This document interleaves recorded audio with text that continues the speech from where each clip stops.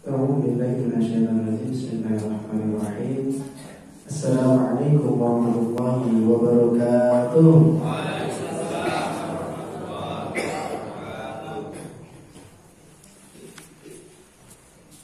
Subhanallah walhamdulillah wa la ilaha illallah Allahu akbar wa la haula wa la quwwata illa billahil aliyyil azim. Alhamdulillah wa ni'matillah wa la haula wa la quwwata illa billah.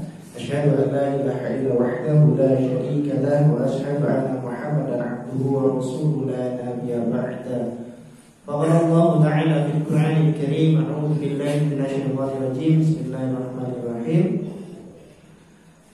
Tabarakalladzi biyadihil mulku wa huwa 'ala kulli syai'in qadir. Alladzi khalaqal mauta wal hayata liyabluwakum ayyukum ahsanu 'amala wa huwal 'azizul ghafur. Sadaqallahu adzim.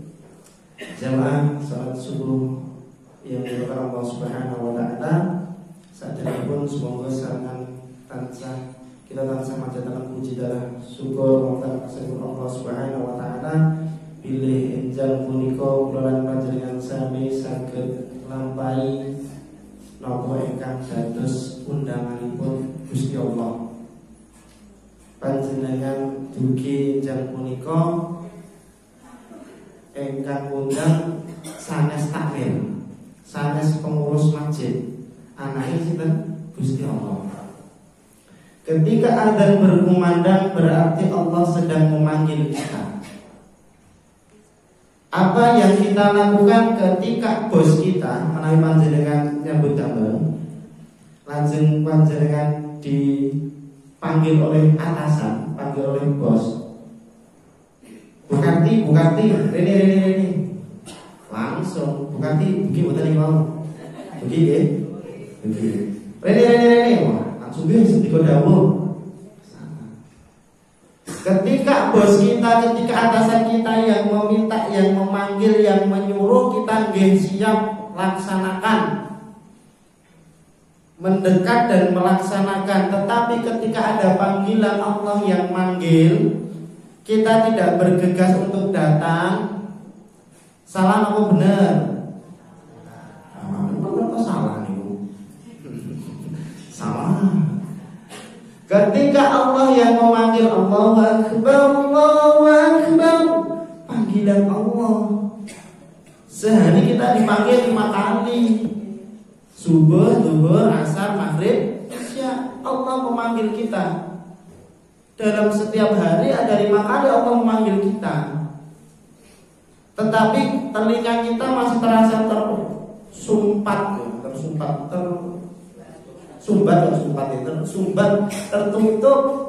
ketika Allah memanggil. Panggilan Allah niku yang ada 3. Yang pertama nanti panggilan ada. Yang kedua dipanggil ke Baitullah. Kersa mboten dipanggil ke Baitullah. Mari kita pantaskan diri dulu. Ketika dipanggil oleh Allah sholat 5 waktu kita hadir. Jangan sampai kita belum dipanggil, kita kalau dipanggil ke masjid gak mau, kita dipanggil ke Baitullah gak mau. Yang terakhir kita dipanggil oleh Allah langsung. Masa kita di dunia habis dicabut, sudah habis. Maka ketika Allah memberikan nikmat kita, nikmat sehat, nikmat sempat untuk berangkat memenuhi panggilan Allah, kita harus bersyukur kepada Allah. Jenengan tadi pagi sudah bersyukur deh. Estu sama bersyukur. Syukurnya pripun? Syukur we. Ya, kawanan to syukur. Mana niku? Alhamdulillah. Dengan doa bangun tidur. Siapa yang bangun tidur baca doa? Nah, banyak anak-anak kan yang lali mah doa piye? Niku ada alhamdulillah berangkat. Luar biasa. Orang tua yang ngajak lari-larinya pergi ke masjid niku berarti orang orang tua yang peduli. Orang suami yang ngajak istrinya ke masjid itu berarti peduli. Seandainya rumah panjenengan kebakaran, yang panjenengan lakukan apa? Lari. Anggota keluarga dipanggil mboten, digugah mboten nek tilem. Digugah. Sama ketika panjenengan itu nanti di akhirat nanti ketika tidak melaksanakan sholat maka akan dibakar di neraka. Apakah jenengan akan menyelamatkan diri jenengan piyambak? Napa satu keluarga diajak? Piye ya Mas yang arep tak gugah ya mesake kita cilik. Wah, bojoku yang mesake Mas. Apakah seperti itu kita? Tidak. Semua anggota keluarga diajak ayo bareng-bareng ke surga. Kersa mboten semuanya nanti bersama-sama masuk surga? Alhamdulillah. Semoga jamaah Masjid Raudhatul Jannah ini bisa bareng-bareng nanti bersama-sama satu keluarga semuanya bisa masuk surga. Alhamdulillah. Dan juga bisa bertetangga sampai surga. Jenengan ini dihafalke iki tanggane besok kalau enggak ada di surga insyaallah segera di surga ini. Berarti atau mangkat pikir atau mangkat salat subuh ini. Dicari. Alhamdulillah kita ketika bangun tidur kita bersyukur kepada Allah dengan berdoa apa doa ini? Allahumma barik lana. Terima. Oh, kleru. Lah siapa tahu jenengan bangun tidur terus muncul kok. Allahumma barik lana bismillah. Banyak putih cepluk-cepluk. Ada bangun tidur terus mobil. Goli tempe ku begini dia. Tak cem-cem. Ada yang seperti itu. Doa bangun tidur ribuan. Alhamdulillah illadzi amatana wa ilaihi nusur. Apa sedang? Insyaallah. Paham maknanya? Apa ya artinya? Iya, ketika kita berdoa kepada Allah alhamdulillahilladzi ahyana ba'da ma amatana wa ilaihi nusur, berarti kita berdoa memuji Allah. Alhamdulillah ya Allah, segala puji hanya milik-Mu ya Allah. Engkau yang menghidupkan setelah mati. Dan hanya kepadamu lah nanti aku kembali. Jadi artinya apa? Ketika kulolan panjenengan tilem kalau wau, berarti kulolan panjenengan itu sedang meninggal. Roh dan jasad kita itu terpisah dengan kita. Makanya kita bersyukur kepada Allah masih diberi nafas, masih dibangunkan. Banyak tetangga saya itu yang tidur bablas, tidak tahu ternyata sudah meninggal. Makanya kita harus bersyukur kepada Allah. Alhamdulillah, insyaallah jamaah Masjid Raudhatul Jannah ini semuanya sudah hafal doa bangun tidur dan sudah dibaca. Sing dereng hafal mengke ken ngajari lareni. Nek lareni urung hafal ken ngajari putune. Biasanya putune malah hafal. Itu nggih bismillah. Salawat serta salam senantiasa kita curahkan kepada Nabi Muhammad sallallahu alaihi wasallam, suri tauladan kulolan panjenengan sami, bagaimana hidup kita di dunia ini mencontoh beliau. Bagaimana adab dan akhlak tutur bicara kulolan panjenengan meniru siapa? Rasulullah sallallahu alaihi wasallam. Dan kita harap syafaatnya besok ketika di yaumil qiyamah. Jamaah rahimakumullah, ketika kita melaksanakan hidup, ketika kita hidup di dunia ini, siapa yang menjadi role model, siapa yang menjadi idola, siapa yang menjadi contoh kalau bukan Rasulullah. Makanya kita harus mencontoh Rasulullah. Kulolan panjenengan kedah nyontoh Rasulullah. Apa yang dicontoh Rasulullah niku adabnya, unggah-ungguhnya, akhlaknya itu luar biasa. Maka yang harus kita lakukan adalah meniru beliau. Jemaah rahimakumullah, insyaallah pagi hari ini tema kita sama seperti doa bangun tidur. Kalau bangun tidur tadi alhamdulillah bahwa Allah itu menghidupkan kita, setelah diwafatkan. Nah, insya Allah pagi hari ini kita akan membahas tentang amalan yang harusnya dipersiapkan, amalan yang harus dipersiapkan sebelum kita meninggal. Meninggal itu ada yang tahu betul jadwalnya kapan? Betul ngertos? Meninggal apakah harus tua dulu? Tidak, anak-anak kecil meninggal karena betul banyak. 2006 di Jogja itu ada banyak anak kecil meninggal gara-gara kelilipan. Hanya kelilipan loh. Jadi terjadi tsunami, anak-anak kelilipan reng, kelilipan uso, jadi kelilipan batako, meninggal dunia. Kelilipan itu. Ini kelilipannya reng, uso, batako, Belanda, itu kelilipan dari. Jadi meninggal tidak harus sepuh dulu. Anak kecil banyak yang meninggal. Teman-teman seusia saya itu, teman-teman perjuangan saya dulu ketika kuliah dulu, satu kos sama saya sudah meninggal. Teman-teman saya ketika berjuang berbagi sedekah itu sudah meninggal. Jadi usia muda tidak menjamin kita akan hidup panjang. Tetangga saya usianya sampai 100 sampai 100 nih, 102 tahun itu dereng meninggal, masih hidup. Cuma pendengarannya agak berkurang. Niku. Dan meninggal tidak harus sakit. Banyak orang yang tiba-tiba meninggal karena benar, tidak harus sakit. Dan banyak orang yang sakit tidak meninggal.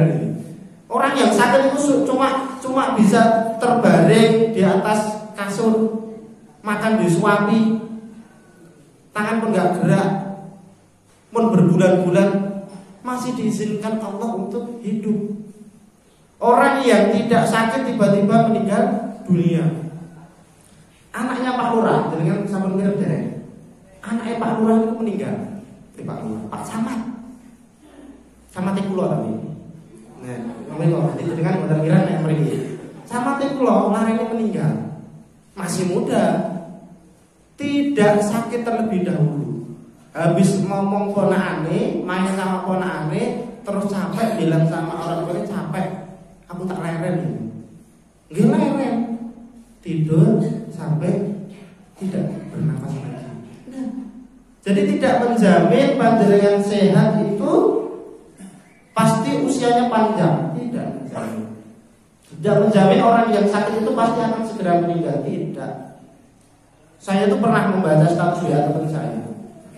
Ketika sakit, malaikat pencabut nyawa sedang mengawasi kita. Lah apa kalau nggak sakit malaikat pencabut nyawa nggak mengawasi kita? Kan mengawasi kita juga. Jadi sehat ataupun sakit, malaikat pencabut nyawa itu selalu mengawasi kita.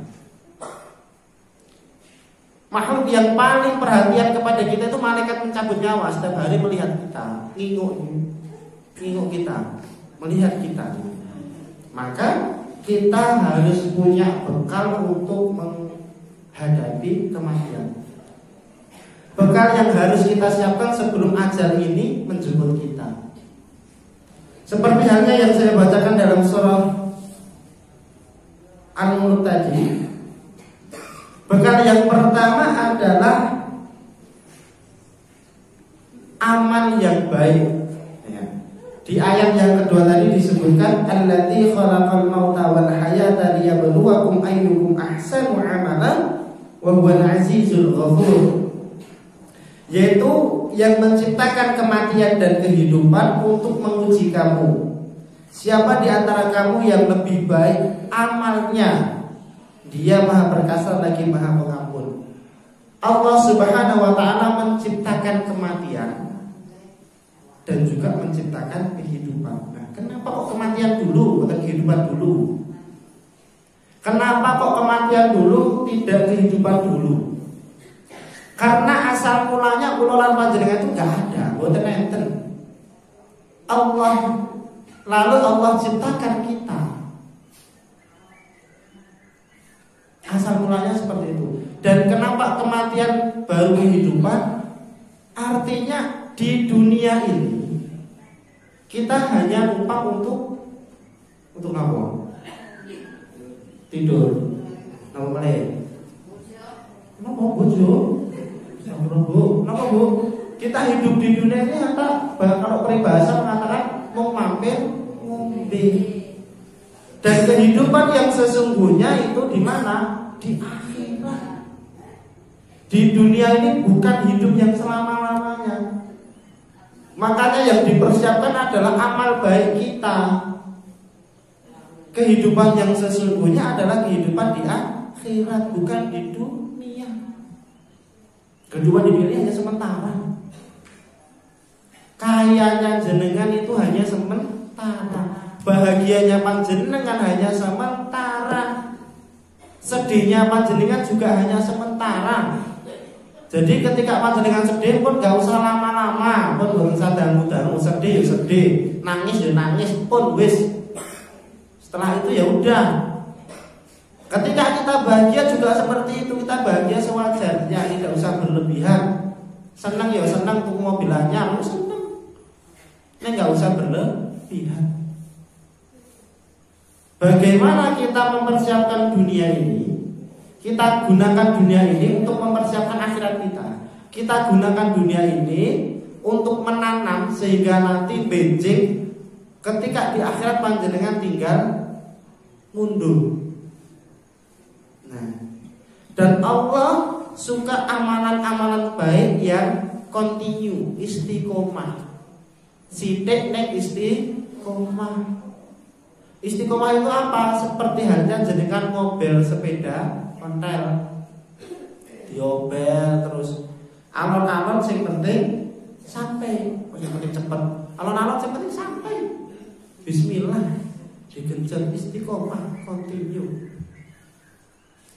Ketika panjenengan diberikan nikmat oleh Allah, gunakan nikmat itu untuk mempersiapkan bekal akhirat. Ada kotak infak jenengan masukkan, bismillahirrahmanirrahim. Sidik-sidik sing penting istiqomah setiap pagi. Misalkan jenengan setiap pagi ngisi kotak infak niku 50.000, bismillah. Udah kamu guyu, 50.000 bismillah, bismillahirrahmanirrahim 50.000. Kepepenek 50.000 enggak ada ya. Orang ewu, dari orang ewu, aku orang ewu riyen, 20.000 riyen.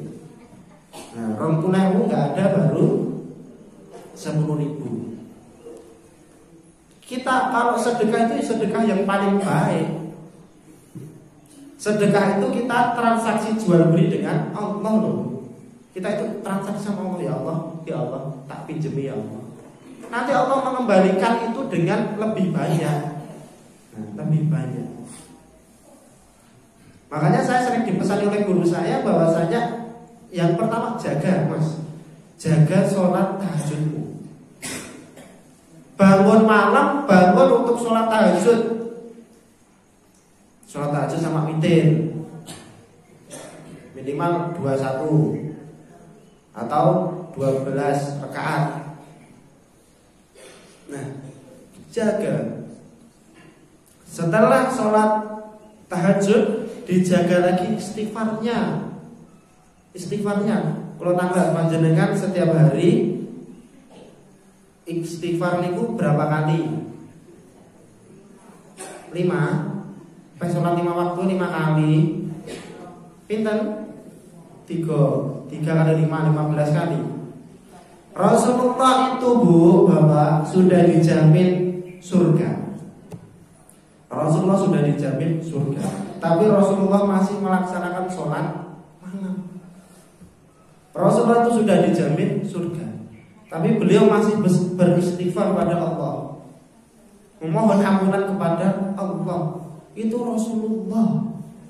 Kulonan panjenengan, surga belum pasti, tetapi kita malah jauh sama Allah. Kita terlena dengan kenikmatan dunia. Rasulullah itu minimal satu hari itu istighfar 100 kali. Panjenengan 100 kali ada, wah, nggak dihitung Mas. Alhamdulillah nggak dihitung, berarti lebih banyak istighfarnya. Nah, di awal dulu saya menyampaikan bahwasanya kita biasakan ucapan kita, lisan kita dengan ucapan-ucapan yang ringan, tetapi berpahala yang besar di mata Allah. Karena apa? Karena istiqomah tadi. Jangan berangkat ke sini sambil berzikir. Zikir betul tadi. Subhanallah walhamdulillah wa la ilaha illallah wallahu akbar. Subhanallah walhamdulillah wa la ilaha illallah wallahu akbar. Utawi panjenengan istighfar. Pulang dari sini astagfirullah, astagfirullah, tahun cilik, astagfirullah, tahun cilik, astagfirullah. Istighfar. Mengingat Allah, astagfirullah ya Allah. Astagfirullah ya Allah. Istighfar kepada Allah. Kita biasakan lisan kita dibasahi dengan kalimat-kalimat thayyibah. Rasulullah saja membiasakan diri. Bentuk syukurnya Rasulullah karena sudah di surga, beliau meminta ampun pada Allah. Ulolan panjenengan sudah sama seperti Rasulullah belum? Ayo bareng-bareng kita tiru Rasulullah SAW. Nah, jamaah rahimakumullah, kembali ketika sebelum wafat, amalan yang kita persiapkan, yang pertama tadi adalah amal soleh kita, amal yang baik kita. Sama, yang baik itu ketika hal kecil tetapi dilaksanakan secara istiqomah. Jenengan beristiqomah beribadah kepada Allah, istiqomah beramal soleh. Sedekah pagi subuh niku yang istiqomah setiap hari. 2.000 setiap hari, 5.000, 50.000, baik. Enggak apa-apa jenengan punya mimpi ngoten. Bismillahirrahmanirrahim. Ya Allah, muga-muga aku besok bisa sedekah subuh per hari itu 1 juta. Pernah doa ngoten niku mboten? Wah, dereng masyaallah. Terus enek masih pakai rapopo. Kita berdoa pada Allah, Allah yang memudahkan kongen dito Mas, aku kegiatannya bendino ya wis ngomong kongen. Allah yang memudahkan nanti. Yakin sama. Kita niatkan pada Allah, bismillah ya Allah, muga-muga aku besok bisa sedekah mobil di masjid Raudhatul Jannah. Nah, niat kata niku mboten jenengan bismillah, Allahu akbar. Allah yang memudahkan kita. Dari sedekah subuh tadi jenengan istiqomahkan. Bismillah ya Allah, istiqomah 2000 setiap hari istiqomah. Ketika pagi hari nanti akan datang 2 malaikat yang ketika nanti akan mencatat, mendoakan kita. Kalau kita bersedekah, berinfak di jalan Allah, maka akan mendoakan kebaikan.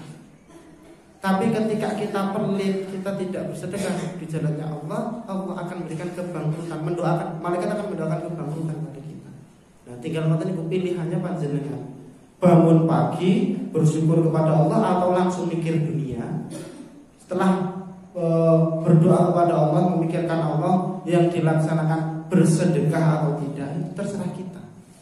Karena itu yang akan menjadi amal kita, yang akan dibawa oleh kita sendiri. Masing-masing orang akan membawa atau bertanggung jawab atas dirinya sendiri.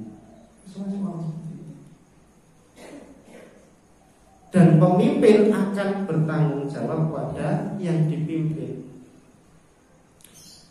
Orang akan bertanggung jawab dengan amal perbuatannya sendiri, tapi pemimpin akan bertanggung jawab pada yang dipimpin. Panjenengan berkeluarga itu pasti memimpin. Suami memimpin istri dan anak, istri memimpin anak. Wah, semua makanya kita akan dipertanggungjawabkan. Mas Ijal, bagaimana istrinya di dunia, diajak sholat atau tidak? Bagaimana anak-anaknya diajarkan sholat atau tidak, diajak beribadah atau tidak? Nanti lagi kita bertanggung. Kalau anaknya perempuan ditanya, Mas Ijal, anaknya perempuan ini, yang ini, kenapa tidak diajarkan untuk menutup aurat? Wah, ini kita bertanggung jawab. Nah, jamaah rahimakumullah, maka dari itu hal yang pertama yang harus disiapkan sebelum kita menjumpai kematian adalah amal yang soleh. Yang kedua yang harus disiapkan setelah amal soleh adalah amal yang pahalanya tidak terputus. Amalnya ini tadi amal soleh, sekarang amalnya bagaimana pahalanya ini tidak terputus. Ada 3 amalan yang akan tidak terputus pahalanya walaupun kita sudah meninggal. Ini yang harus kita persiapkan. Yang pertama apa? Ilmu yang bermanfaat.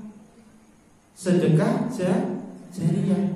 Yang ketiga adalah doa anak yang soleh. Nah, sudah atau belum kita menyampaikan ilmu yang kita punya?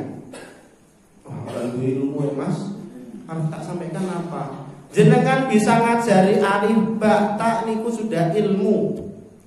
Jenengan ngajari tetangganya bismillah kilo. Nek arep masake bojomu, goreng tempe iki diglepung dikasih bumbu terus diglepungi, digoreng ini. Saat durunge digoreng kompore dinyalake. Itu akan jadi ilmu jariah. Ilmu yang bermanfaat. Panjenengan mengajarkan ilmu-ilmu seperti itu. Jangan pelit ilmu, panjenengan banyak ilmunya. Itu saja ilmu tentang duniawi. Bagaimana nanti kalau ilmu akhirat yang kita ajarkan? Nah, itu akan menjadi penolong kula panjenengan besok di akhirat nanti. Ilmu yang bermanfaat, sedekah jariah. Apa yang kita miliki yang bisa kita sedekahkan dan bisa digunakan orang terus menerus itu apa? Tanah kita misalkan, tanah yang akeh berhektar-hektar, daripada nanti akan memperlama hisab kita, disedekahkan. Berapa? 4 hektar, silakan digunakan untuk pondok pesantren. Masya Allah, pahalanya mengalir ke panjenengan. Punya mobil, bismillahirrahmanirrahim, ini mobil. Punya sendal ya Allah, guru sendal ya Allah, tak titipin di masjid biar digunakan untuk wudhu. Bisa seperti itu. Jalan depan rumah misalkan, punya tanah terus dibuat jalan, disedekahkan agar menjadi amal jariah kita. Apa yang bisa kita undur nanti walaupun kita sudah meninggal dunia, bisa menjadi sedekah jariah. Orang yang sudah wafat, orang yang sudah meninggal itu ketika diberikan kesempatan, apa yang mereka inginkan pertama kali? Yang diinginkan adalah sedekah. Maka jangan menjadi orang yang pelit. Minimal yang saya sampaikan kemarin, sedekah itu yang paling minimal. Duit orang duwe, abrak yang tidak punya, peralatan nggak punya, apa yang kita sedekahkan? Senyum. Panjenengan senyum niku napa susahe? Panjenengan 227 tarik ke kanan 2 cm, ke kiri 2 cm, tahan 7 menit. Nah, ya ketemu orang, ditahan, senyum. Ketemu jamaah ini assalamualaikum, senyum. Tidak permut-permutan. Datang ke masjid ikut majelis subuh, assalamualaikum. Tidak seperti itu. Beda banget. Anak udah jadi nambah anak senyum, enak loh senyum. Jenengan itu kalau senyum itu tambah aura-aura kebaikannya tambah tersenyum lagi bapak. Nah, kelihatan lebih muda pak, lebih muda 1 hari, kelihatan lebih muda. Jadi senyum itu terlihat nggak ada beban, enak walaupun tanggungan utang, tanggungan cicilan kata. Jenengan senyum itu rakyat tak utang, gampang sih. Dan orang yang melihat panjenengan ketika panjenengan tersenyum, orang itu akan bahagia, senang juga. Coba saya tanya, jenengan suka nggak ketika tetangga jenengan senyum? Senang. Ketemu jamaah Pak Takmir dengan jajaran masjid, ketika melihat jamaahnya senyum, bahagia betul? Bahagia. Mendapat sayur senyum, bahagia. Alhamdulillah senang. Jenengan itu senyum tak nih loh. Mun Takmir dan jajarannya sudah senang banget. Bahagia, walhamdulillah ternyata bapak ibu bisa menerima sedekah makanan pada pagi hari ini. Wah senang pun saya ini alhamdulillah senang. Dan ketika orang itu senang pasti akan wah besok tak kayak naik, bismillah, besok lagi ditambah seperti itu. Nah makanya jangan menjadi orang yang pelit. Kita harus yang pertama amal yang tidak terputus saja ada 3. Nama tadi yang pertama ilmu yang bermanfaat, sedekah jariah. Yang terakhir tadi anak yang saleh dan salihah. Saya selalu ditanya, Anjar, apa yang membuat orang tua itu bahagia? Pernah saya ditanya, apa yang membuat orang tua itu bahagia? Bapak ibu itu bahagia kalau apa? Digawe ke omah kan, dibelikan mobil kan, atau ditukoke kelambi kah? Panjenengan akan bahagia ketika melihat anak yang dididik sejak kecil, dibesarkan hingga besar, dinikahkan, bahkan bahagia kalau menjadi anak yang solih-solihah. Terlebih orang tua sangat bahagia apabila anak-anaknya nanti datang ke surga. Nyari orang tua saya setelah melalui jembatan Shiratal Mustaqim, orang tua mencari, Allah, ibuku, bapakku mana? Dicari sendiri kanan kiri. Ternyata orang tuanya nggak ada di surga. Apa yang dilakukan? Minta sama Allah, ya Allah, kok orang tuaku nggak ada di surga? Orang tuaku mana? Katanya kalau aku jadi anak yang soleh, orang tuaku akan di surga. Kok nggak ada? Dicari di neraka. Anak yang soleh akan mencari orang tuanya di neraka. Ini, kok ayah ibuku di neraka. Lari kepada malaikat, minta ketemu sama Rasulullah. Rasulullah, kenapa ayah dan ibuku di neraka? Katanya kalau aku jadi anak yang soleh menghafalkan Quran, ayah dan ibuku ada di surga. Aku pengen bareng-bareng sama ayah dan ibuku di surga, boleh nggak? Anak yang soleh pasti akan seperti itu. Dicari maksudnya di surga, di neraka. Ketika di neraka dibawa ke surga, nanti dipakaikan apa? Mahkota yang bercahaya. Bahagia betul. Bahagia betul jenengan. Bahagia. Orang-orang di sekeliling sana wajahnya pucat, wajahnya kusam, wajahnya hanya biasa-biasa saja. Ketika masuk surga, jenengan bercahaya karena mahkota yang diberikan oleh putra-putri panjenengan. Betapa bahagianya. Itu ketika kita mendidik anak kita menjadi anak yang soleh tadi. Tetapi kalau kita soleh, orang tuanya soleh, rajin ke masjid, orang tuanya pintar ngaji, baca Al-Quran lancar, tetapi tidak mau mendidik anaknya, tidak mau mengajak anaknya untuk beribadah kepada Allah, tidak mau mengajari anaknya membaca Al-Quran, nanti ketika anak ini masuk neraka, jenengan bisa dituntut oleh anak. Walaupun jenengan sudah bertitel haji, jenengan sudah berangkat haji, masih dimintai nanti sama anak kita. Ya Allah, saya masuk neraka karena orang tua saya nggak mau mengajak saya sholat jamaah ke masjid. Ya Allah, ya Allah, saya masuk ke neraka karena orang tua saya membiarkan saya pacaran, membiarkan saya zina. Ya Allah, ya Allah, saya masuk neraka karena saya nggak diajarkan ngaji oleh orang tua saya. Ya Allah, panjenengan kersa ngoten itu tidak? Mau seperti itu tidak? Tidak. Kita nggak mau dituntut oleh anak-anak kita. Kita maunya diselamatkan, kita mau dibahagiakan oleh doa anak-anak yang soleh kita. Kita inginnya ketika kita meninggal dunia nanti, anak-anak yang soleh kita mendoakan kita. Tapi banyak kejadian orang tuanya meninggal, bukannya didoakan malah rebutan warisan. Banyak betul, banyak. Saya pernah mengalami, bahkan di depan mata saya sendiri, masih satu lingkup desa, ada orang tuanya itu belum meninggal, tetapi jatah warisannya sudah diminta. Orang tuanya belum meninggal, tetapi jatah warisannya sudah diminta. Pak, jatah warisanku sing lemah ndi? Kene tak sertifikat nih. Ini orang tua belum meninggal saja jatah warisan sudah diminta. Bagaimana dia mau mendoakan kita nanti ketika kita sudah meninggal dunia? Bagaimana anak-anak kita ini bisa menjadi amal jariah kita ketika anak yang kita didik ini tidak dididik secara soleh? Ini PR untuk kesimpulan panjenengan. Bahkan ketika kita lihat sejarah, kita lihat juga lagi ada anak yang namanya Uwais Al-Qarni. Anak Uwais Al-Qarni ini tidak terkenal di dunia, nggak ada yang kenal di dunia. Bahkan para sahabat itu nggak tahu ketika Uwais Al-Qarni diminta untuk bertemu dengan Uwais Al-Qarni. Uwais Al-Qarni ini bukan sahabat, karena sahabat itu orang yang bisa melihat Rasulullah. Sampai akhir hayat Rasulullah, Uwais Al-Qarni ini tidak bisa melihat Rasulullah. Nah, Uwais Al-Qarni ini adalah pemuda yang penyakitan kulitnya sopak. Sopak itu penyakit belang, panu lah, kulitnya belang, sopak. Terus bersama ibunya sudah tua, sampun tua renta. Tapi ibunya ini tadi was miskin, berpenyakitan, ibunya minta di usia ibunya itu diberangkatkan haji.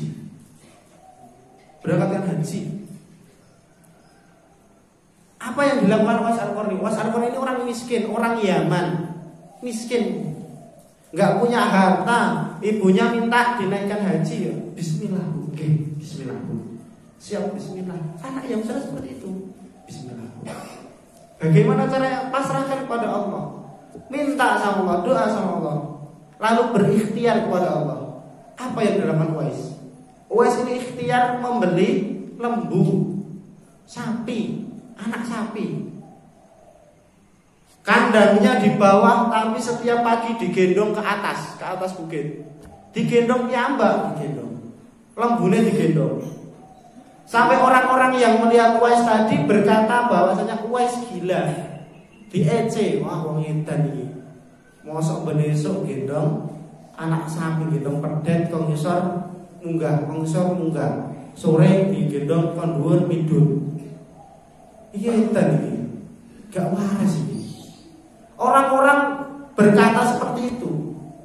Tapi apakah Uwais malu? Enggak malu. Anak yang soleh itu kayak gitu, bukan malu, tidak isin. Karena apa? Karena niatnya lillah, karena Allah. Dia paham bahwasanya ridhonya Allah terletak pada ridhonya orang tua, dan murkanya Allah terletak pada murkanya orang tua. Yang dilakukan Uwais setiap hari seperti itu. Sampai ternyata Uwais ini badannya keker, bisa gendong orang tuanya dari Yaman ke Mekah. Digendong. Sampai di Ka'bah, depan Ka'bah itu bukan Uwais mendoakan dirinya, tetapi yang didoakan adalah orang tuanya. Anaknya tadi sudah berjuang gendong ibu yang ketika dia berdoa di depan Ka'bah, dia tidak mendoakan dirinya, yang didoakan orang tuanya. Sampai ibu ini tanya, "Loh, kok sing nggodhongake ibu to le? Lah awakmu piye?" "Bu, menawi kula niku nek pun angsal ridho jenengan pun." Ya, dia paham ridhonya Allah terletak pada ridhonya orang tua, murkanya Allah terletak pada murkanya orang tua. Makanya kula panjenengan kedah berhati-hati, harus berhati-hati ketika marah. Ini ketika panjenengan marah, memarahi anak-anak panjenengan, memarahi lari-lari panjenengan. Ketika panjenengan punya vas, ini sudah saya sampaikan, punya vas, punya gelas, gelasnya jatuh. Yang menjatuhkan adalah putra panjenengan. Lari-larian nyebol gelas, blok gelasnya ibu. Dionek-onek ke anak tadi, iya oleh ini beri panjenengan di melawan hati-hati. Sudah dionek-onek seperti itu, gelas yang pecah tadi, jenengan cari gelas lagi, beli gelas lagi, bisa nggak? Bisa. Tapi ketika hati putra panjenengan, hati anak-anak panjenengan hancur, bisa nggak dibeli lagi? Tidak bisa. Itu makanya pendidikan anak usia dini itu penting. Ucapan orang tua itu mempengaruhi perkembangan anak.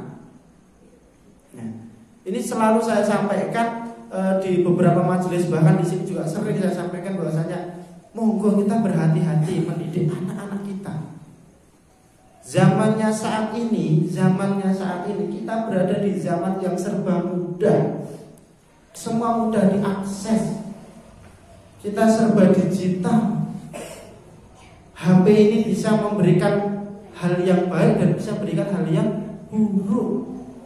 Anak-anak kita itu bisa tercemar hal-hal yang buruk, padahal di rumah diajari hal-hal yang baik oleh orang tua.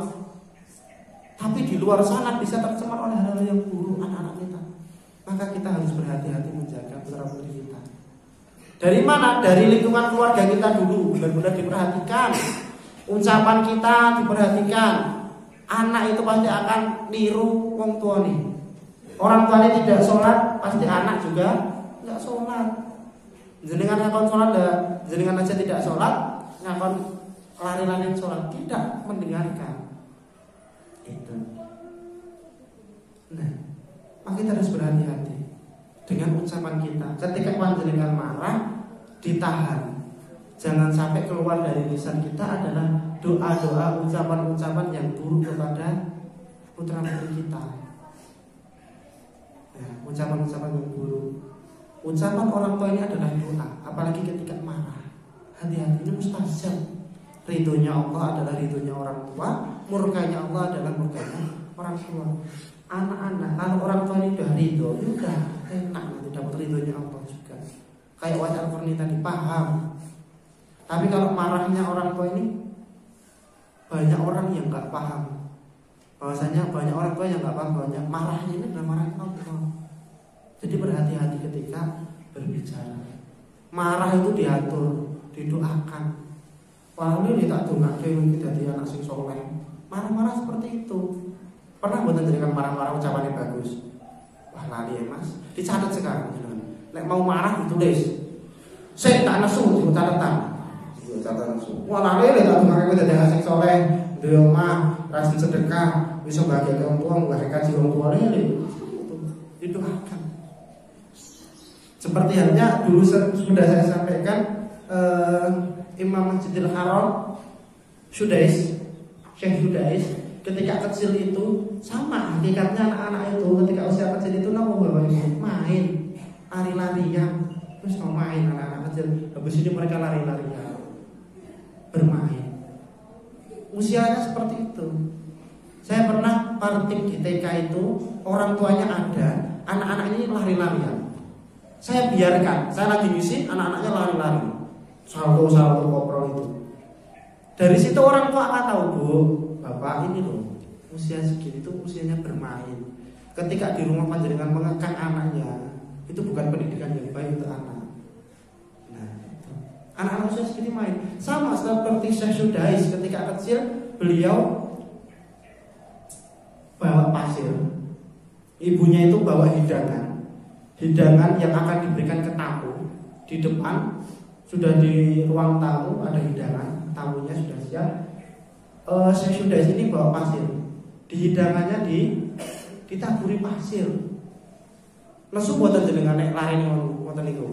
Wah, nesu muntah masak ngoyo-ngoyo. Wis tamune wis siap ditaburi lemah. Nesu maju jalan. Ya Allah. Ibunda saya sudah. Beliau adalah orang tua yang bijak. Apa? Ketika anaknya seperti itu, marahnya beliau adalah dengan mendoakan. Didoakan semua besok ketika besar bisa menjadi imam Masjidil Haram. Alhamdulillah bisa. Sama seperti itu. Itu marahnya kita harus berhati-hati. Bapak-bapak juga harus berhati-hati. Saya kemarin melihat media sosial, ada anak yang sudah remaja. Masalah ini problematika obrolan panjenengan sapi. Anak perempuan sudah remaja dididik oleh orang tuanya untuk beribadah, dididik orang tuanya untuk taat pada Allah. Tetapi orang tuanya, ayahnya niku tadi memergoki, melihat anak putri kesayangannya di hotel bersama pacarnya. Ayahnya marah tidak ketika ayah melihat anaknya seperti itu? Marah harusnya. Rasanya pengen ngantem iki anak sing tak jogo setiap hari, tak gedeke, tak ajari sholat, tak ajari ibadah. Tetapi kenapa kok malah ketika gede dewasa ini malah neng hotel karo wong lanang? Marah. Tapi ayahnya ini adalah ayah yang bijak. Ayahnya tidak memukul, tidak. Ayahnya kecewa, tetapi ucapannya tidak pernah ucapan yang mendoakan buruk pada anaknya. Hanya bertanya, Duh, apa kurangnya bapak itu ngajari kowe. Apa salahnya bapak kok sampai kok ngenekno. Bapak sia-sia wis didik kowe salat ibadah karo Gusti. Orang tua tidak marah, tidak langsung pukul, tidak langsung tebas kepalanya. Nah ini. Monggo kula lan panjenengan sami sebagai orang tua bijak. Walaupun perbuatan anak kita salah, jangan sampai kita dikendalikan oleh emosi kita. Ketika perbuatan anak salah kita, jangan sampai kita dikuasai oleh emosi kita. Niku. Jamaah rahimakumullah, yang pertama amal yang perlu tiga hal yang perlu dipersiapkan sebelum menjumpai ajal adalah amal yang soleh, yang kedua adalah amal yang berpahala, walaupun amal yang terus berpahala walaupun kita sudah meninggal dunia, amal jariah. Yang ketiga adalah kita harus senantiasa meminta dan memohon kepada Allah untuk diwafatkan dalam keadaan husnul khatimah. Tidak ada yang bisa menjamin kula panjenengan sami ini meninggal dalam keadaan apa. Ada orang yang zaman sahabat dulu ada yang ini hafiz Quran juga, muadzin di menara, di atas menara, azan di atas menara. Ketika selesai azan melihat ke bawah ada wanita Yahudi, wanita kafir. Wah, cantik banget. Turun dari atas ke bawah, ditemui, mau dinikahi. Tapi perempuan tadi memberikan syarat, apa syaratnya? Engkau harus agamanya sama seperti agamaku. Apa yang dilakukan? Lelaki tadi paham agama, lelaki tadi muadzin, hafiz bahkan. Tetapi di akhir hayatnya dia memutuskan untuk keluar dari agama Islam, murtad demi wanita tadi. Bahkan sebelum digauli pada orang pertama, Allah sudah mengambil nyawanya. Apa yang didapatkan? Gak jadi dapat wanita, gak jadi dapat dunia, Allah sudah mengambil dalam keadaan kafir. Siapa yang bisa menjamin kita meninggal dalam keadaan husnul khatimah, kita dalam keadaan beriman kepada Allah? Gak ada yang menjamin. Bahkan ada ini kisah nyata, kisah Imam Masjidil Haram juga. Kalau panjenengan baca berita, ada Imam Masjidil Haram yang sekarang sudah tidak menjadi Imam Masjidil Haram, memiliki agama ateis, tidak beragama, dan memilih menjadi anak motor, geng motor. Itu imam loh itu. Imam Masjidil Haram. Siapa yang menjamin? Tidak ada yang bisa menjamin. Maka dari itu kita berdoa kepada Allah. Setiap surat kita diminta, sujud terakhir kita diminta berdoa kepada Allah. Ya muqallibal qulub, tsabbit qalbi ala dinik. Ya muqallibal qulub, tsabbit qalbi ala dinik. Ya muqallibal qulub, tsabbit qalbi ala dinik. Wahai Zat yang membolak-balikkan hati, tetapkanlah hati hamba ini pada agamamu. Minta sama Allah, berdoa sama Allah. Nabi dan Rasul itu selalu meminta hidayah kepada Allah.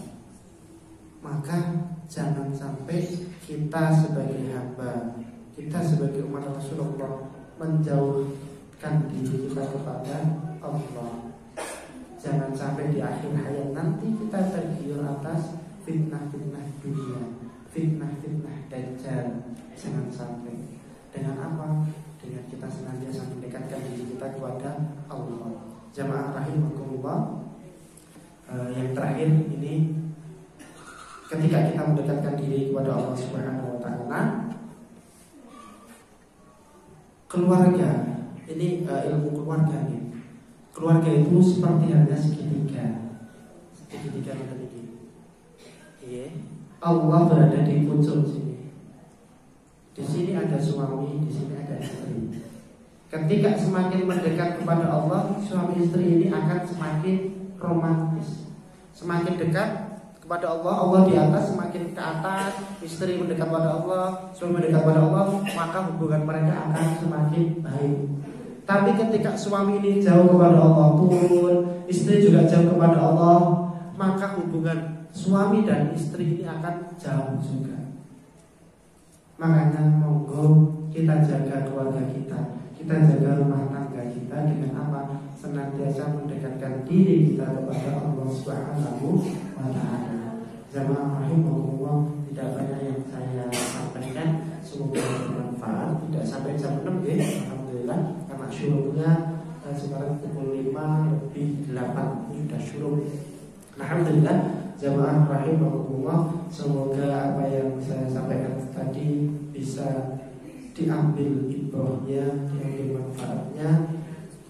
Monggo sesarengan kita senantiasa basahi lisan kita dengan kalimat-kalimat thayyibah, amalan sedikit tetapi continue. Mari kita biasakan seperti itu.